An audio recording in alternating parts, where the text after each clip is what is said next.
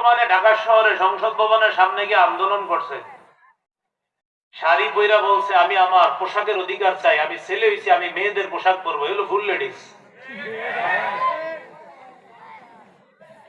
তো যেমনি ভাবে মেয়েদের মধ্যে মেয়েদের পোশাক আছে, ছেলেদেরও ছেলেদের পোশাক আছে আলাদা।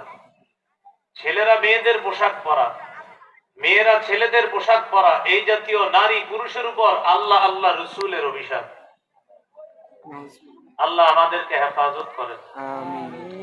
এই হলো 10 নম্বর।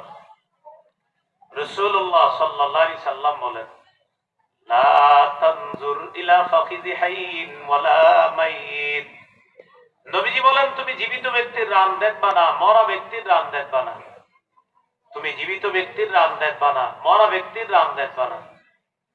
এখন বলেন, যারা হাফ প্যান্ট পরে রাস্তায় ঘুরে, এক তো আমরা ইচ্ছা করে তাদের দিকে তাকাইলে গুনাহ হবে, দ্বিতীয়ত তারা যে তাদের রান আমাদেরকে দেখাইতেছে এই জন্য তাদের ডাবল গুনাহ হবে। বাকি আমাদের কর্তব্য এগুলা না দেখা। দেশ গ্রামে অনেকে খেজুরের রস গাছ থেকে পারে, রাতের বেলা একটা কলসির মতো মাটির কলসি ঝুলাইয়া দেয়, সকালবেলা খেজুরের রস পাওয়া যায়। যিনি রস পাওয়ার জন্য খেজুর গাছের ওই উপরের জায়গাটা সাইজ করে, উনি এমন পজিশনে গাছে ওঠে, সর্বনাশ, পজিশন সবকিছু শেষ করে দেয়। এই পজিশন হারাম। কৃষি ক্ষেতে যারা কাজ করেন, আপনারা মাশাআল্লাহ মাঝে মাঝে এমন পজিশন দেখান, এই পজিশনও হারাম।